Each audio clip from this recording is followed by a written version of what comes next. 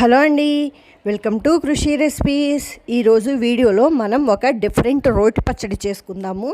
మనం పుచ్చకాయలు తెచ్చుకుంటూ ఉంటాం కదా, పుచ్చకాయలు తెచ్చుకొని ముక్కలు కోసుకున్నప్పుడు పైన పొట్టంతా పారేస్తాం కదా, అలా పారేయకుండా రోటి పచ్చడి చేసుకోండి. ఎంత బాగుంటుందంటే అంత బాగుంటుంది. మీరు తప్పకుండా ఫ్యాన్ అయిపోతారు ఈ రోటి పచ్చడికి.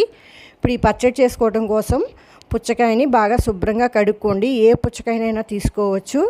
ఇలా కడుక్కున్నాక 2 ముక్కలుగా చేసుకోవాలి. 2 ముక్కలు చేసుకున్నాక పీలర్ తీసుకొని ఈ పైన గ్రీన్ కలర్ ఉంది కదా, ఆ గ్రీన్ కలర్ మొత్తాన్ని పీల్ చేసేసుకోవాలి. గ్రీన్ కలర్ది పీల్ చేసుకున్నాక ఇప్పుడు దీనిలో మనకి వైట్ కలర్ పార్ట్ ఉంటుంది కదా, దాన్ని మనం పచ్చడి చేసుకుంటాము. మళ్ళీ పుచ్చకాయ రెడ్ కలర్ రానివ్వద్దండి, పచ్చడి బాగోదు. ఓన్లీ ఈ వైట్ దాంతోనే మనం చట్నీ చేసుకుంటాము. వీటినన్నిటిని ఇలా సన్నగా ముక్కలుగా కట్ చేసుకోవాలి. 2 టమాటోలు, తగినన్ని పచ్చిమిర్చిని తీసుకోవాలి.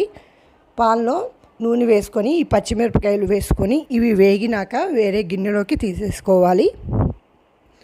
అదే ఆయిల్లో మనం కట్ చేసుకున్న ముక్కల్ని వేసుకొని దీనిలోనే కొంచెం ఉప్పును కూడా వేసుకొని ఒకసారి కలుపుకొని మూత పెట్టుకొని ఈ ముక్కల్ని మగ్గనివ్వాలి.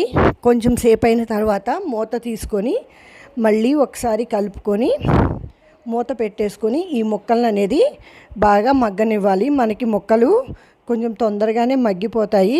కొంచెం సేపటికి ఇలా మగ్గినాక ముక్కలు వీటిలోకి చిన్న నిమ్మకాయ సైజ్ అంతా చింతపండును కూడా పెట్టుకొని స్టవ్ ఆఫ్ చేసేసుకొని ఈ ముక్కలన్నిటిని చల్లారనివ్వాలి.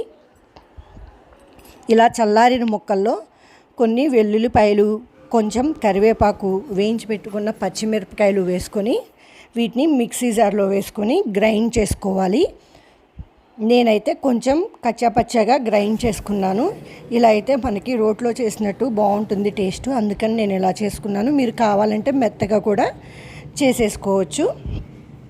ఇప్పుడు పోపు పెట్టుకోవటం కోసం అదే పాన్లో కొంచెం ఆయిల్ వేసుకొని ఆయిల్ హీట్ అయినాక పచ్చిశనగపప్పు, ఆవాలు, జీలకర్ర, ఎండుమిరపకాయలు వేసుకొని పోపు వేగినాక కట్ చేసుకున్న కొత్తిమీరను కూడా వేసుకొని ఒకసారి కలుపుకొని దీనిలోనే మనం గ్రైండ్ చేసుకున్న చట్నీని కూడా వేసుకొని ఒకసారి కలుపుకోవాలి.